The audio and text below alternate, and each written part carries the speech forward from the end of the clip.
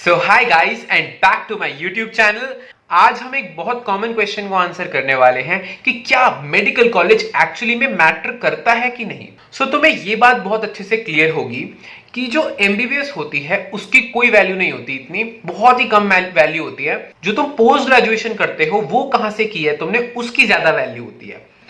Even अगर तुम्हें MBBS के बाद भी कुछ करना है तो अलग से फिर से एंट्रेंस और एग्जाम होते हैं, तो वहां पर कॉलेज की इतनी वैल्यू नहीं होती। अब क्योंकि पीजी की वैल्यू है तो कॉलेज से क्या फर्क पड़ता है, तो हाँ एक छोटा सा ये फर्क पड़ता है, वो होता है तुम्हारे इंटरनल सीट्स का। जैसे डीयू को डीयू की इंटरनल सीट्स मिलेगी, तो ऑफ कोर्स अगर मुझे डीयू की इंटरनल सीट से अपनी कोई सीट चाहिए मुझे कॉलेज में, तो ऑल इंडिया के कंपेरेटिवली मुझे बहुत बेटर ब्रांच मिल सकती है। यहां पर कॉलेज एक्चुअली में मैटर करता है, but let me tell you this is the only thing जहां पे कॉलेज मैटर करता है। हम बाकी सारे जो पॉइंट्स देखेंगे उसमें कॉलेज इतना मैटर नहीं करता, लेकिन लगभग हर यूनिवर्सिटी में अपनी इंटरनल सीट्स कुछ ना कुछ होती हैं। तुम चाहे किसी भी यूनिवर्सिटी से हो, there is a very high chance कि तुम्हें कहीं नहीं तो अपनी यूनिवर्सिटी में कोई ना कोई सीट जरूर मिल जाएगी। इस इशू को तो मैंने पहले भी अपनी वीडियोस में एक्सप्लेन किया है। तो आज हम दूसरी चीजों पे आके देखते हैं, एकेडमिक्स एंड ऑल। दूसरा क्या पॉइंट आता है कि जहां पर कॉलेज में फर्क आता है वो होता है कॉलेज की फीस। ये भी एक पॉइंट है जो कि मैटर करता है, क्योंकि जो फीस का डिफरेंस है वो 1 करोड़ तक पहुंच सकता है, and 1 crore is a good amount. Doctor बनने के बाद भी तुम्हें अपना जो लोन्स है वो रीपे करने पड़ेंगे, तो गवर्नमेंट वाले को वो चीज नहीं करनी पड़ती, बट प्राइवेट वाले को वो चीज करनी पड़ती है अगर उसने लोन लिए हैं। अगर पुश्तैनी अमीर है तो कोई प्रॉब्लम नहीं है, बट इनके अलावा इतना कुछ मैटर नहीं करता। Let's first talk about the academics. Let me tell you the truth. Number one is key in your third year and final year most of the colleges and most of the students जो हैं वो coaching prefer करते हैं, and coaching available है। तो अगर तुम्हें लगता है कि कोई भी सब्जेक्ट की तुम्हें अच्छे से समझ में नहीं आ रहा कॉलेज में, वैसे तो हर जगह पे तुम्हें बहुत अच्छे प्रोफेसर भी और एवरेज प्रोफेसर, दोनों टाइप के प्रोफेसर हर जगह पे मिलेंगे। लेकिन अगर तुम्हें बाई चांस कभी लगता है कि कोई चीज नहीं समझ में आ रही है, तुम्हें ऑनलाइन ट्यूटोरियल्स हर चीज के अवेलेबल हैं।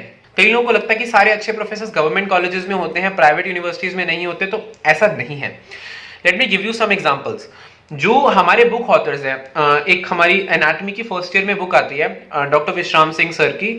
Sir was a professor of a private college. Another हमारी एक बुक है डॉक्टर पूर्व शास्त्री सर की बुक है माइक्रोबायोलॉजी की। Now, sir was actually a professor at JIPMER earlier, but now he is a professor in a private college. ऐसा नहीं है कि जो प्रोफेसर्स हैं वो तुम्हें गवर्नमेंट कॉलेज में ही मिलेंगे, वो प्राइवेट कॉलेजेस में भी मिलेंगे, हर जगह पर अच्छे प्रोफेसर्स मिलेंगे। एंड अगर तुम्हें कभी भी कुछ समझ नहीं आता तो then online tutorials are available for everything. अगर तुम रियली पैशनेट हो तो फॉर सम टॉपिक्स तुम्हें Harvard and John Hopkins level के प्रोफेसर्स भी मिल जाएंगे ऑनलाइन, बट उन कोर्सेज के लिए यू हैव टू पे a lot, that is a lot of money, so I don't suggest them. Also चाहे तुम्हें कितने भी अच्छे प्रोफेसर मिल जाए, एट द एंड तुम्हें पढ़ना खुद ही होता है। Am I right? ये स्कूल नहीं है, ये कॉलेज है। यहां पर तुम्हें अपने आप ही मोस्टली सब पढ़ना पड़ेगा और तुम्हें बहुत कुछ एक्स्ट्रा भी पढ़ना पड़ेगा। एक यहां पर भी एक छोटा सा पॉइंट आता है जिसमें कॉलेज में फर्क क्या पड़ता है एंड प्रोफेसर से क्या फर्क पड़ता है, वो होता है अगर तुम्हें रिसर्च ओरिएंटेड हो कि नहीं। अगर तुम्हें रिसर्च करनी है तो उसके लिए यू नीड अ प्रोफेसर जो कि रिसर्च तुम्हें कराए। जितने भी प्रोफेसर हैं इंडिया में वो सबके सब तुम्हें रिसर्च में हेल्प करेंगे, बट उसके लिए तुम्हें प्रोफेसर के पास जाना पड़ेगा। और तुम किसी भी प्रोफेसर से पूछोगे तो मोस्ट ऑफ द प्रोफेसर अगर तुम पूछोगे तो they all are really interested in research, बस तुम्हें उन्हें ढंग से अप्रोच करना आना चाहिए। नेक्स्ट लोग बोलते हैं क्लिनिकल एक्सपोजर, तो क्या कॉलेज से क्लिनिकल एक्सपोजर में फर्क पड़ेगा? एट एमबीबीएस लेवल इतना फर्क नहीं पड़ता। तो एक एग्जांपल से समझाता हूं।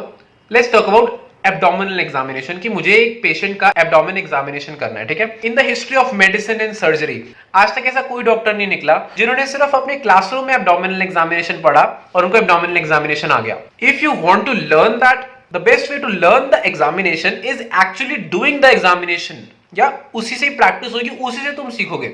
और वो करने के लिए तुम्हें पेशेंट्स चाहिए, and patients you will get in every college. अगर पेशेंट्स नहीं प्रोवाइड कर सकता कॉलेज, तो जो एनएमसी है वो कॉलेज को अलाउ ही नहीं करती। क्लिनिकल एक्सपोजर में थोड़ा जरूर फर्क होता है, ऑफ कोर्स एक गवर्नमेंट कॉलेज में और एक प्राइवेट कॉलेज में थोड़ा सा फर्क हो सकता है क्लिनिकल एक्सपोजर में, but if you are actually interested in surgery and medicine, तो वो जो थोड़ा बहुत फर्क है वो भी कुछ खास मैटर नहीं करेगा। You can do everything.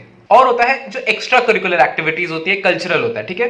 No, मेरा जो कॉलेज है यूसीएमएस, हमारे यहाँ पे तो देखो कल्चरल के मामले में हम काफी आगे हैं, मतलब बहुत कल्चरल, बहुत एक्टिविटीज, कल्चरल सोसाइटीज, क्लब्स, बहुत कुछ है इधर। हो सकता है कि अगर कोई नया कॉलेज है तो उसमें ये सब चीजें ना हो ना। अगर वो चीजें नहीं है, that is not a drawback. इसका मतलब कि वो चीजें एस्टैब्लिश करनी है तो वो तुम कर सकते हो एस्टैब्लिश, ठीक है। प्राइवेट कॉलेजेस जो है यहाँ पे गवर्नमेंट प्राइवेट का भी इतना फर्क नहीं आता, जो प्राइवेट कॉलेजेस हैं वो भी एक्स्ट्रा करिकुलर एक्टिविटीज वहां पर भी बहुत होती हैं, और हम लोगों ने कंपटीशन में उनके साथ भी बहुत कॉम्पिटिशन्स करे हैं, तो आई नो कि वहां होता है सब कुछ। एंड अब तो जो एमबीबीएस का जो न्यू करिकुलम है उसमें तो ये सब इंक्लूडेड भी है बहुत, so no need to worry about that much. So this was all guys. So एक टेक होम मैसेज दे देता हूं, तो अगर तुम्हें लगता है कि कोई चीज किसी कॉलेज में है और तुम्हारे कॉलेज में नहीं है, तो इसका मतलब ये नहीं है कि वो तुम्हारे कॉलेज का ड्रॉबैक है, इसका मतलब ये है कि वो चीज अभी एस्टैब्लिश करनी है, and you can establish it on your own.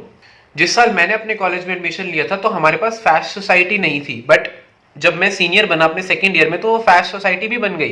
And ऐसे बहुत सारी नई नई चीजें जो हैं वो स्टूडेंट्स ही इनिशिएटिव लेते हैं, और पोस्ट ग्रेजुएट्स और प्रोफेसर सब इनिशिएटिव लेने के लिए रेडी रहते हैं, और बहुत कुछ हो जाता है। So don't worry about much.